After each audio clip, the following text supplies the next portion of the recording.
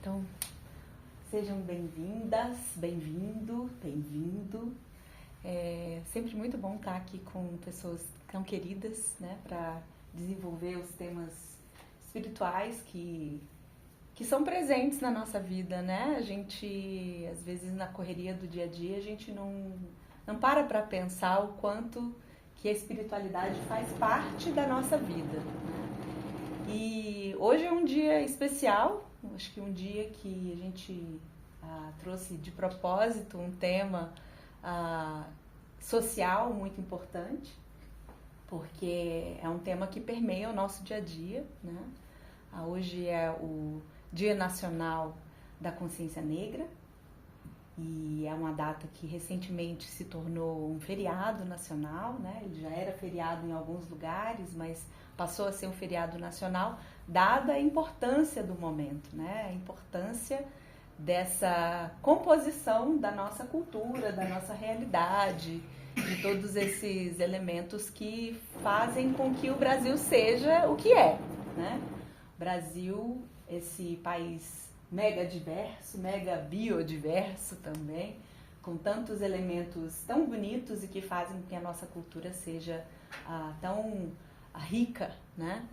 E fazer uma reflexão, então, à luz dos ensinamentos de Baha'u'lláh sobre a questão do preconceito racial é muito apropriado, né, para essa data, mas para o nosso dia a dia de uma forma geral também. Então, a pergunta de hoje é se é possível curar o preconceito racial, né? Então eu convido vocês a fazer essa reflexão. Eu vou trazer aqui algumas informações para subsidiar essa conversa, né? Quem já participou desses espaços comigo sabe que eu não gosto de falar muito, não gosto do formato palestra, assim, porque eu não sou a pessoa especialista que vem para falar para vocês sobre um tema. Eu sou uma pessoa que tem algumas reflexões, que tem algumas experiências, assim como todas e todos nós aqui. Então, a ideia é que a gente tenha tempo para poder conversar um pouco sobre esse assunto mesmo. Então, realmente quero convidar vocês a participar dessa conversa. Eu vou fazer a provocação inicial, mas a conversa é para todas e todos nós participarmos, né? Então, eu queria começar lembrando que tem um texto que foi divulgado pela Casa Universal de Justiça na década de 80, chamado A Promessa da Paz Mundial. E diz que a paz, ela é baseado, né, no ensinamento de Baha'u'lláh, de que a paz ela não é simplesmente possível, ela é inevitável.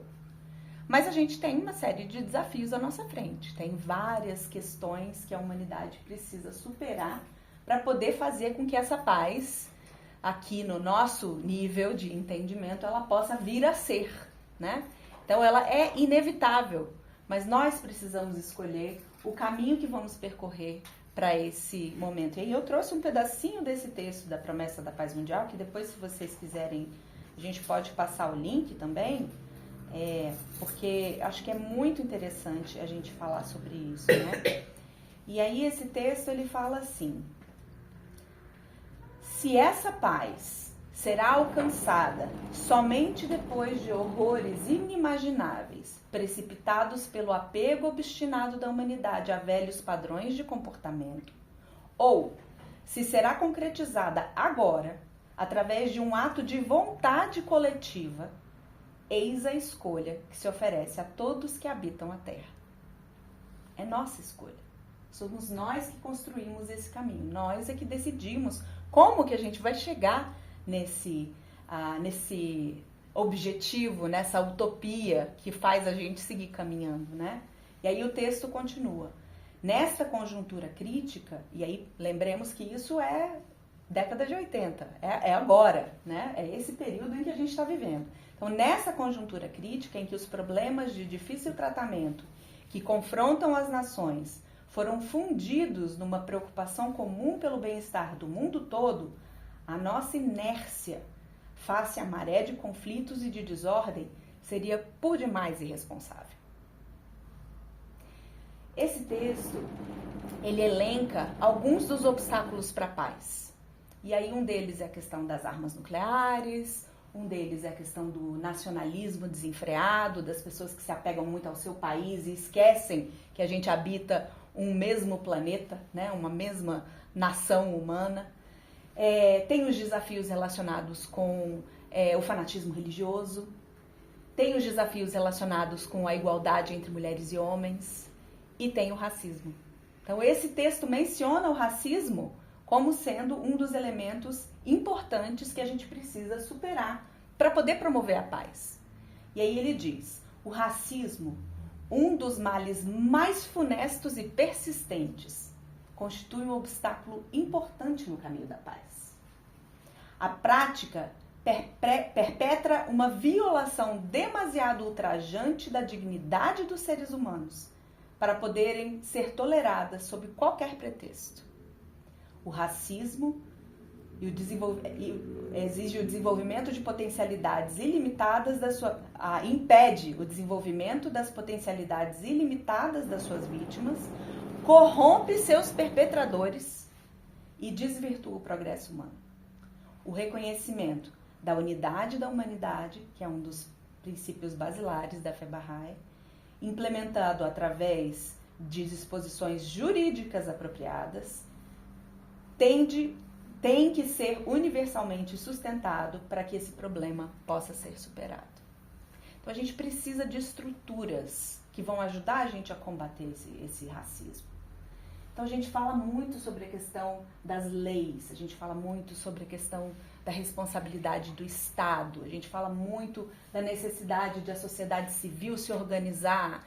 A gente agora está tendo a COP30 e aí tem a questão do racismo ambiental, porque as pessoas pretas e pardas nesse Brasil são as pessoas que são mais afetadas pelas mudanças climáticas.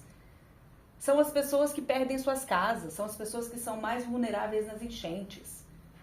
As mulheres negras, que são um pilar do desenvolvimento do Brasil, porque são elas que começam a vender seu acarajé, a fazer sua coxinha, mas elas não conseguem, por causa do racismo, superar as barreiras que precisam ser superadas. E aí, essa parte aqui, para mim, é fundamental desse texto. O racismo impede o desenvolvimento das potencialidades ilimitadas das suas vítimas. Essas pessoas, elas têm um potencial para contribuir.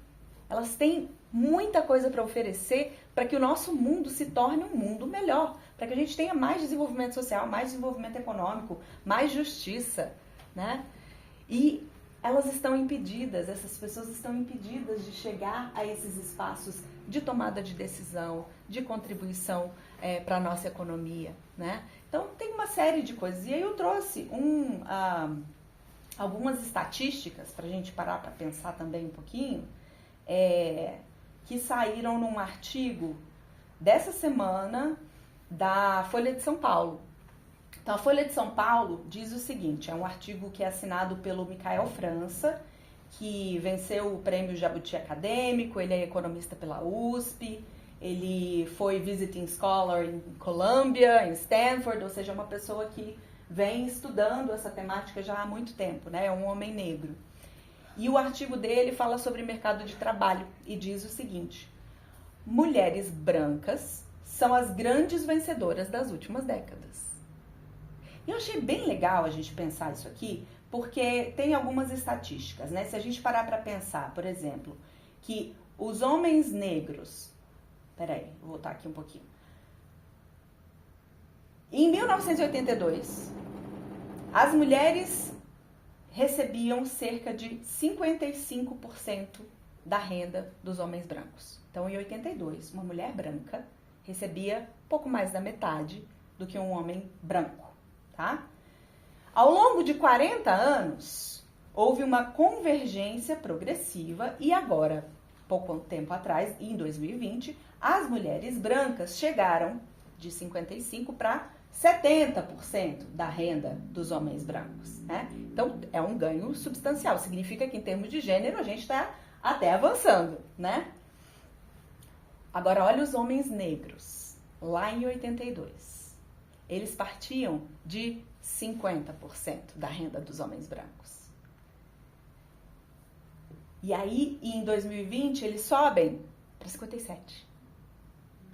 Olha só como a diferença é absurda. As mulheres brancas conseguiram um aumento, ok, significativo. Podia ser melhor, né? Porque, afinal, 2025, gente, vamos lá. Não dá para as mulheres continuarem ganhando menos que os homens só pelo fato de serem mulheres. Mas elas saíram de 55 para 70. Os homens negros saíram de 50 para 57. Então tem aí alguma coisa que não está funcionando muito bem em termos do que a gente precisa ver. Agora, mulheres negras. As mulheres negras em 82 recebiam 25% da renda de um homem branco. 25%, gente. Um quarto da renda de um homem branco em 82. E agora, em 2020, esse número, essa porcentagem chegou a 46%. Uau. Houve avanço? Sim, houve. Houve um avanço. É importante a gente notar isso. Mas esse avanço, ele foi desigual. E se a gente para pensar em por que os avanços são desiguais, às vezes não é só uma questão de lei. Às vezes é uma questão do que a gente faz também como indivíduos, como empresárias, empresários, como tomadoras de decisão dentro da sociedade, as oportunidades que a gente dá para as pessoas diferentes. Então, as crianças que têm acesso ou não têm acesso à educação de qualidade, quando elas têm acesso, por exemplo, os estudantes que entraram pelas cotas nas universidades, mas como que eles permanecem na universidade se eles têm que trabalhar? Existe uma bolsa, um auxílio? Em alguns casos, sim. Mas quando eles terminam a graduação, eles conseguem um emprego? Será que essas pessoas, mesmo super qualificadas, elas têm as mesmas oportunidades que as pessoas que vêm de uma base de privilégio por causa do preconceito racial? São perguntas que a gente tem que se fazer. São perguntas que a gente precisa trazer, não só da parte inconsciente do nosso cérebro, mas trazer aqui para frente, sabe? Para nossa tomada de decisão. O nosso cérebro, a parte de tomar decisão é aqui na frente, né? Então, como é que a gente faz para trazer isso para a consciência? Para que a gente possa mudar as nossas ações, né? Então, aí o artigo ele vai explicar várias coisas em relação ao que foram, por que esse crescimento se deu dessa forma, chega à conclusão de que tem muito a ver com questão de acesso à educação. Então, as mulheres brancas, elas tiveram mais oportunidades educacionais durante esse período. Não são todas as mulheres brancas, as mulheres brancas mais pobres continuam tendo menos acesso, mas existe ali uma camada, né, social e econômica que teve a oportunidade de ter esse desenvolvimento que se desdobrou em acesso à renda, né? Então, isso é importante da gente ver. Mas a combinação, especialmente para mulheres negras, entre raça e gênero, são fatores determinantes de onde essas mulheres conseguem chegar, né? Então, o mercado de trabalho, ele perpetua uma série de padrões estéticos. Tem pouco tempo que começou a gente a valorizar os cabelos cacheados, né? A maquiagem ser apropriada para as mulheres. As mulheres negras, pelo menos até quando eu estava na faculdade, as minhas amigas negras todas alisavam o cabelo. Hoje em dia, a gente vê que as mulheres estão, né, alisando menos. Tudo bem alisar também se quiser, mas não por imposição, né? Não por ter a sua raiz negada, né? Colocada como se fosse algo de outra categoria, mais inferior. Então, tudo isso é um processo de pensamento que a gente precisa fazer aqui, ó, nessa parte do cérebro.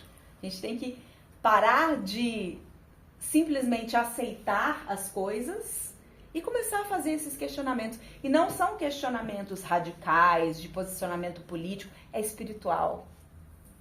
É espiritual porque nós todos somos pessoas que foram criadas pelo mesmo Criador, que temos uma alma. Essa alma não tem cor, essa alma não tem sexo, e essa alma tem potencialidades ilimitadas. O que limita o desenvolvimento das potencialidades é a realidade social. Eu trouxe um outro material aqui, que foi o IPEA, que divulgou, acho que foi hoje inclusive, né, falando sobre a especificidade do racismo brasileiro. E aí eles trazem algumas falas de uma historiadora negra chamada Inaê Lopes dos Santos, e ela diz o seguinte: porque nós acreditamos que existe uma só raça de pessoas, de seres humanos, né? Nós sabemos disso, essencialmente nós somos a raça humana. E essas variedades, elas são questão climática, inclusive, de sobrevivência, de cor de pele, melanina, cabelo, tudo isso tem a ver com onde você nasceu, de onde vem a sua origem, mas é um processo que geneticamente não nos diferencia o suficiente para a gente ter uma distinção de raça, né?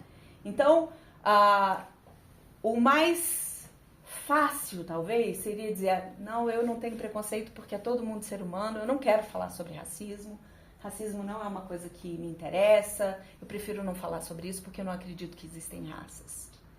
Mas olha o que a doutora Inaê Lopes dos Santos nos diz aqui.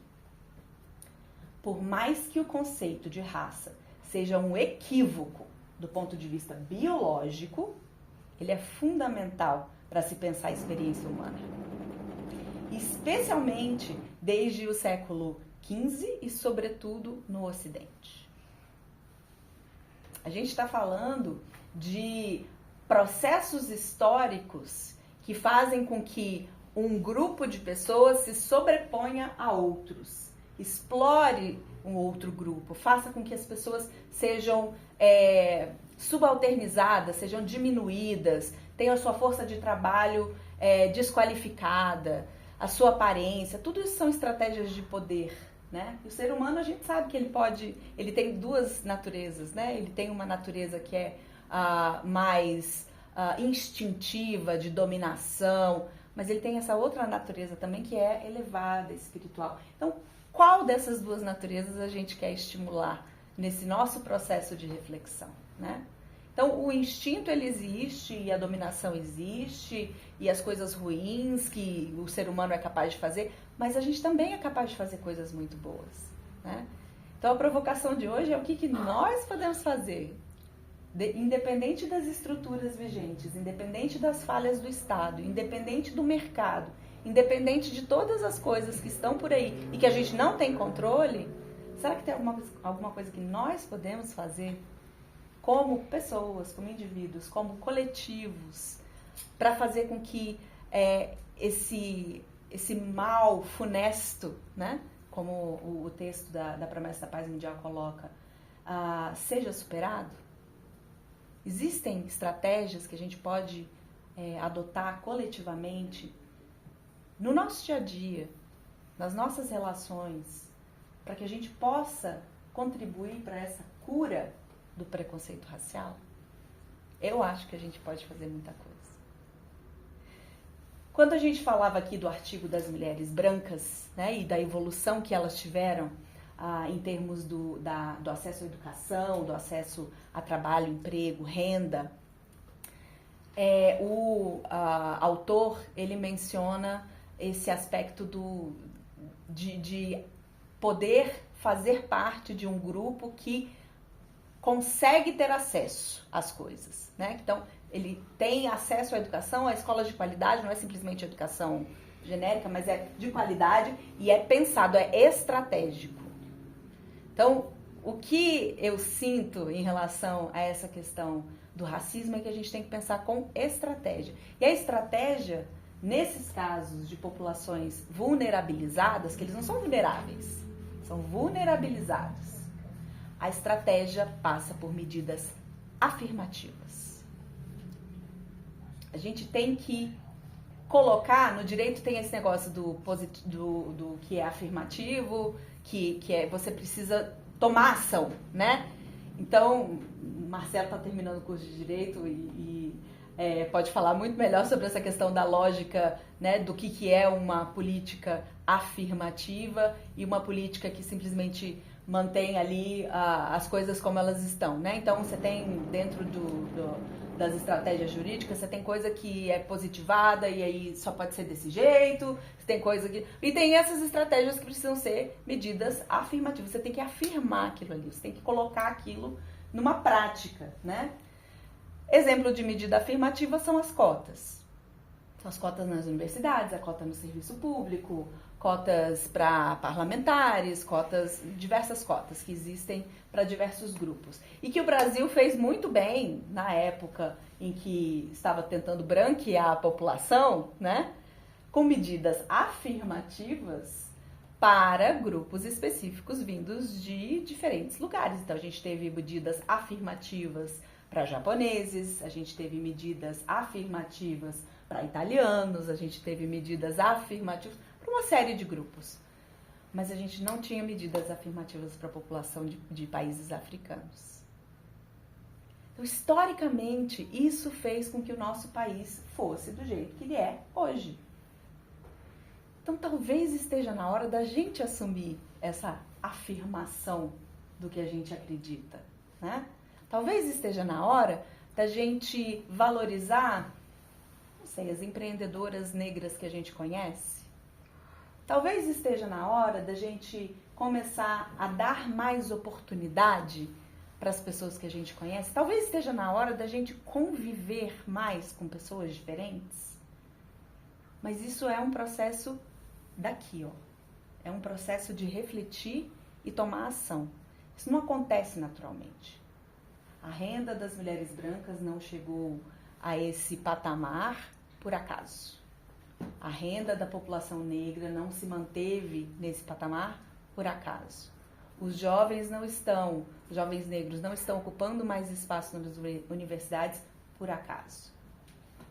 Isso acontece porque nós, pessoas que estamos aqui refletindo sobre esses assuntos, estamos tomando medidas que afirmam a necessidade dessa realidade mudar, né?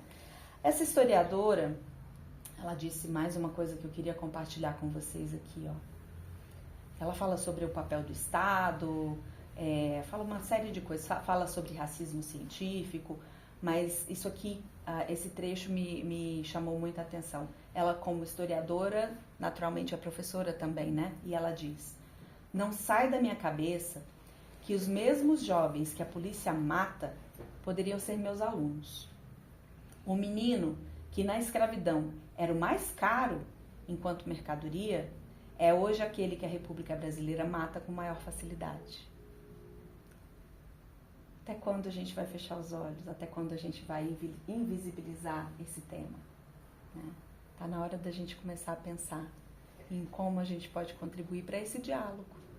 Falar sobre esse assunto, ouvir sobre esse assunto, pesquisar sobre esse assunto.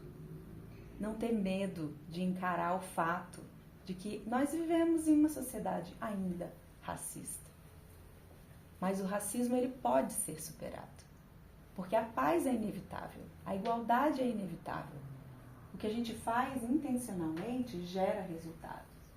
Então, eram essas as provocações principais que eu queria trazer para vocês hoje, né? Eu trouxe... Aurora, você pode pegar esse papelzinho para mim? Eu trouxe aqui uma provocação de ação para nós. Eu coloquei aqui no papel: eu ajudo a curar o preconceito racial quando, né? Então aqui tem pra gente. Eu queria convidar vocês a pegarem uma caneta. Aqui tem umas canetas que eu trouxe para vocês. E a pensarem um pouquinho. Quando é que você, que está aqui hoje, consegue ajudar a curar esse racismo? Que pequena medida você pode fazer? Como que você pode trazer isso para a sua consciência ativa, né, para fazer a diferença na nossa sociedade? Então aqui tem uns post-itzinhos, tem aqui de coração, tem, né? E aí vocês fiquem à vontade pra gente fazer isso depois da nossa conversa. Vamos bater um papo agora. Eu vou deixar isso aqui. Eu prometo, Vanessa, eu prometo que não vou estragar a parede, tá? Eu trouxe eu trouxe um negocinho aqui que é uma borrachinha que cola, mas descola facinho. Então eu vou colocar aqui, a gente bate um papo, e aí depois cada um pode pegar uma caneta, um post-itzinho, escreve um pouquinho o que vocês pensam E vamos ver o que dá esse resultado final das nossas ações, do que a gente pode fazer para superar esse preconceito racial? Então tá bom. Então, conversemos. A gente pode